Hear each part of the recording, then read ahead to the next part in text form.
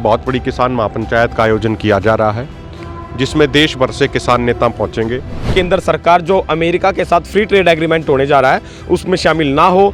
जो हमारी महापंचायत है, ये पूरे देश में एक महापंचायतों का दौर हमारा चला हुआ है। तो आने वाली 10 तारीख को इस तराना में एक महापंचायत होने जा रही है, जिसमें हरियाणा भर से व अलग अलग राज्यों से किसान पहुंचेंगे। और ऐसे में इसकी जानकारी किसान नेता अभिमन्यु कुहाड़ दे रहे हैं। उनका कहना है कि अपनी मांगों को लेकर एक महापंचायत होने जा रही है और हर दिन अलग अलग राज्यों में ये महापंचायत हो रही है।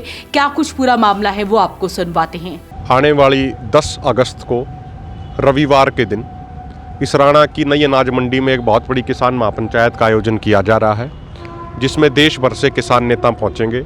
मुख्य अतिथि के तौर पे आदरणीय जगजीत सिंह डल्लेवाल जी पहुंचेंगे। जो हमारी महापंचायत है, ये पूरे देश में एक महापंचायतों का दौर हमारा चला हुआ है। 30 जुलाई को हमारी उत्तर प्रदेश के गौतम बुद्ध नगर में एक महापंचायत हुई थी। अभी 7 तारीख को कल पंजाब के लुधियाना में 1 लाख से अधिक किसानों की महापंचायत होने जा रही है। और उसी कड़ी में 10 अगस्त को पानीपत के इसराना की नई अनाज मंडी में किसान महापंचायत होगी। 11 अगस्त को राजस्थान के गंगानगर में होगी। 12 अगस्त को राजस्थान के हनुमानगढ़ में होगी। 14 अगस्त को मध्य प्रदेश के इटारसी में होगी। 15 अगस्त को मध्य प्रदेश के अशोकनगर में होगी। 17 अगस्त को उत्तर प्रदेश के अलीगढ़ में होगी और 18 अगस्त को उत्तर प्रदेश के संभल में होगी। उसके बाद 25 अगस्त को दिल्ली में एक दिन के किसानों की शांतिपूर्ण तरीके से महापंचायत होगी। और इस महापंचायतों का जो ये दौर चल रहा है, इसके 3 महत्वपूर्ण मुद्दे हैं। पहला मुद्दा ये है, आपने देखा होगा अभी हमारा शंभू बॉर्डर पे, दाता सिंहवाड़ा खनौरी बॉर्डर पे और हरियाणा राजस्थान के रतनपुरा बॉर्डर पे हमारा 401 दिनों तक आंदोलन चला। उस आंदोलन के दौरान केंद्र सरकार ने 7 दौर की हमारे साथ बातचीत करी। आदरणीय जगजीत सिंह डल्लेवाल जी का ऐतिहासिक 132 दिनों का अनशन हुआ।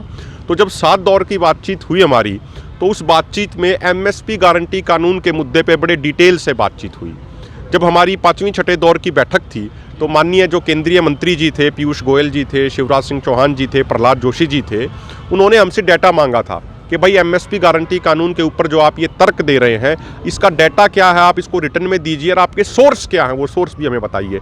तो सरकार के कहे अनुसार हमने वो पूरा डाटा पूरे सोर्सेज के साथ, जो सरकारी पोर्टल थे वहीं से पूरा डाटा लेके, जैसे उपज पोर्टल है, वो सरकार के सामने रख दिया था। और वो डाटा प्रेजेंट करने के बाद हमारी 19 मार्च को लगभग 6.5-7 घंटे SKM नॉन पॉलिटिकल और KMM के लीडरशिप की सरकार के केंद्रीय मंत्रियों के साथ बातचीत हुई थी। उसके बाद शिवराज सिंह चौहान जी ने कहा था कि बाकी बातें तो ठीक है, हमने इसको काफ़ी हद तक स्टडी किया है, ये 3-4 इसमें इश्यूज आ सकते हैं, आप भी विचार कर लीजिए, हम भी विचार करेंगे और 4 मई को हम फिर 8वें दौर की बैठक के लिए बैठेंगे। लेकिन जैसे ही वहाँ से हम बाहर निकले, तो आप सबको पता, पूरा देश जानता है किस तरीके से किसानों के साथ इतने बड़े सत्र पे धोखाधड़ी हुई और बातचीत के लिए बुला के हमें गिरफ्तार करके जेल में भेजा गया। तो पहली हमारी मांग पंचायतों की ये है कि जो MSP गारंटी कानून का जो मुद्दा, जो देश के करोड़ों किसानों के लिए सबसे महत्वपूर्ण मुद्दा है, उस पर जो बातचीत चल रही थी, उस बातचीत को कंटिन्यू किया जाए और बातचीत के माध्यम से हमारे उस मुद्दे का हल किया जाए। दूसरा जो हमारा मुद्दा है, भारत और अमेरिका के बीच में जो व्यापार समझौते को लेकर चर्चाएं चल रही हैं लगभग मार्च महीने से, और मैं अभी कहीं पढ़ रहा था, आने वाली 25 अगस्त को ही अमेरिका से एक ट्रेड डेलीगेशन आ रहा है अगले राउंड की बातचीत करने के लिए। हमारा भारत सरकार से ये निवेदन है कि उस प्रस्तावित व्यापार समझौते में भारत का डेयरी सेक्टर, भारत का एग्रीकल्चर सेक्टर और भारत का पोल्ट्री सेक्टर किसी भी कीमत पे और किसी भी सूरत में शामिल नहीं किया जाना चाहिए। क्योंकि अमेरिका में जो खेती होती है, अमेरिका में जो डेयरी फार्मिंग होती है, वो एक कॉर्पोरेट स्टाइल में होती है, वो एक तरीके का उनका बिजनेस है। वहाँ पे अगर आप देखोगे सिर्फ 1% किसान खेतीबाड़ी से जुड़े हुए हैं। वहाँ की GDP खेतीबाड़ी पे मात्र 0.92% ही निर्भर है। लेकिन अगर हमारे अपने देश की बात करें, तो यहाँ पे खेती कोई बिजनेस नहीं है, यहाँ पे खेती जीवन यापन करने का तरीका है। 8 करोड़ किसान डेयरी फार्मिंग से जुड़े हुए हैं, 12 करोड़ किसान अन्य खेती है उससे जुड़े हुए हैं। टोटल मिला के 20 करोड़ से अधिक किसान हैं, वो खेती बाड़ी से, चाहे उसमें डेयरी फार्मिंग हो, चाहे उसमें खेती हो या पोल्ट्री हो, इससे जुड़े हुए हैं। तो हमारा ये कहना है, भारत के किसानों के अधिकारों की रक्षा करने के लिए इस तथाकथित जो ये व्यापार समझौता होने जा रहा है, प्रस्तावित व्यापार समझौता, इसमें डेयरी सेक्टर को, पोल्ट्री सेक्टर को और एग्रीकल्चर सेक्टर को शामिल नहीं किया जाना चाहिए। अभी तक जो मीडिया के माध्यम से जो स्टैंड निकल के आ रहा है, भारत सरकार का स्टैंड उस पर अभी सख्त है भारत सरकार का स्टैंड ये निकल के आ रहा है मीडिया के माध्यम से कि भारत सरकार अमेरिकी प्रोडक्ट्स को अपने डेयरी सेक्टर में, पोल्ट्री सेक्टर में और एग्रीकल्चर सेक्टर में अनुमति नहीं देगी, और इसी वजह से अमेरिका ने 25% टैरिफ लगा दिया है भारत के प्रोडक्ट्स पे। लेकिन हमारा ये निवेदन है सरकार से, सरकार को अपना स्टैंड मजबूत रखना चाहिए, सरकार को अपना स्टैंड सख्त रखना चाहिए और किसी भी तरीके से अमेरिका या डोनाल्ड ट्रंप के प्रेशर में नहीं आना चाहिए, क्योंकि भारत की सरकार की जो जिम्मेदारी और जवाबदेही है वो भारत के करोड़ों लोगों के प्रति है। भारत सरकार की जिम्मेदारी, भारत सरकार की जवाबदेही अमेरिका के प्रति नहीं है, डोनाल्ड ट्रंप के प्रति नहीं है। तो इसीलिए भारत के किसानों के राइट्स को प्रोटेक्ट किया जाए।